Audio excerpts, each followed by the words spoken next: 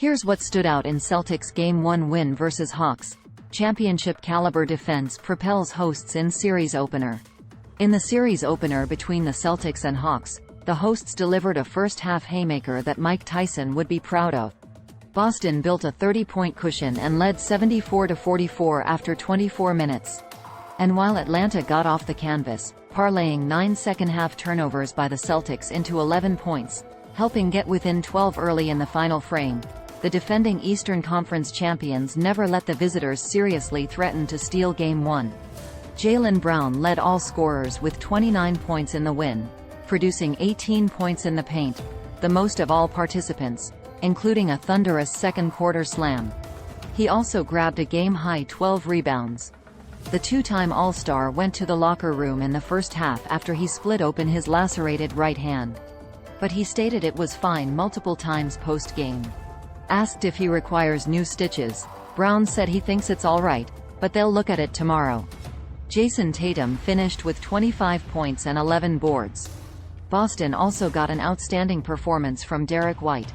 He registered 24 points and dished out 7 assists, matching Marcus Smart for a team best. He also snagged 5 rebounds and swatted 2 shots. Along with what Smart brings as the Celtics' floor general, he also did an outstanding job as a point-of-attack defender and the quarterback of the defense. Smart had a lot to do with why Trae Young finished with 16 points on 18 shots and committed 5 turnovers in defeat, and why the Hawks scored 25 points or fewer in 3 of 4 quarters. Now, a deep dive into what stood out in Boston's Game 1 win. 1. The atmosphere in the building was electric. The crowd provided an infusion of energy that added to the Celtics' intensity. Credit to the hosts for utilizing that as fuel rather than allowing it to take from their focus. 2. Boston was outstanding defensively from the opening tip and did an excellent job executing and sticking with its game plan at that end. The Celtics repeatedly invited DeJounte Murray to take mid-range jumpers, and he couldn't make them pay. For the most part, he didn't try to create something else in those situations, either, attempting one after another. Murray finished with 24 points, but it required a team-high 25 shots. No one else on the Hawks took 20. Between that, consistently generating quality shots offensively, and their activity and communication, playing on a string, the defending Eastern Conference champions held Atlanta to 19 points in the first frame and 44 in the first half. The visitors shot 33.3% from the field through 2 quarters and went 1/16, 6.3%, from beyond the arc. They scored 25 points or fewer in 3 of 4 periods. The Hawks shot 38.8% from the floor, including 5/29, 17.2%, from three-point range in the loss. 3. Consistently generating stops helped Boston maintain an up-tempo approach. Atlanta likes playing at a fast pace too, which helps. But primarily, it was the Celtics' defense fueling their ability to quickly get into their offense and exploit openings to produce 54 points in the paint, including 36 in the first half. 4. Before the game, when asked about balancing crashing the offensive glass versus getting back in transition, Hawks head coach Quinn Snyder stated, "You get it and score.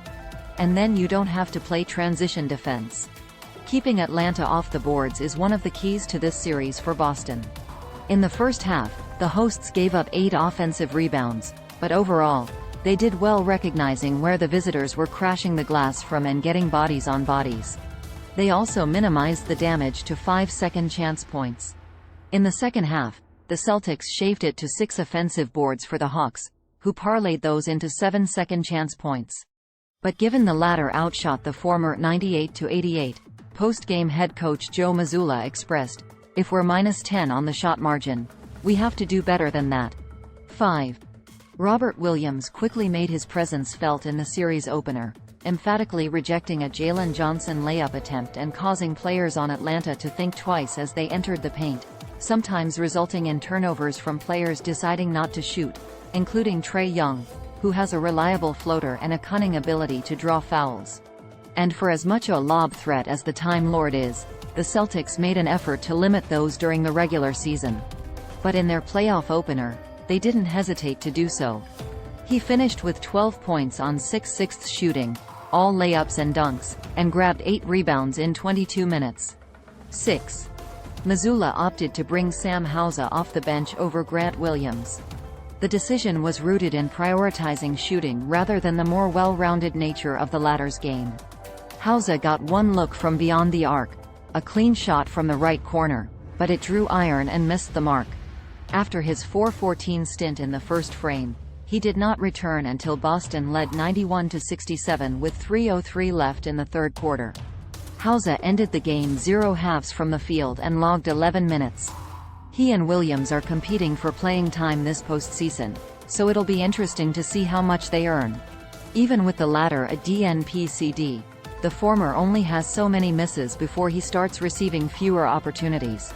A change could occur as early as Game 2. 7. With the Hawks needing to dig out of a double-digit hole in the second half, they started sending a second defender from the blind side when someone on Boston had the ball on the perimeter with his back to the defense. That, coupled with what the sizable advantage did to the hosts' focus, had a lot to do with the visitors narrowing the gap to 12, 96-84, with about 9:30 left. Those turnovers helped Atlanta generate 18 points in the paint in the third frame. But a quick 6-0 burst by the Celtics, featuring a Brown layup, Malcolm Brogdon baseline jumper, and Brown retrieving his miss and converting it into a layup, extended the lead to 102-84 with 8:10 left, thwarting the Hawks' best chance of stealing the game. 17 turnovers are too many and resulted in 19 points for the visitors. Ball security is paramount to not letting this series last longer than it appears it should and could prove more costly in later rounds. It's important to prioritize it regardless of time and score. Still, the Celtics did what they needed to and ensured they started the playoffs on the right foot.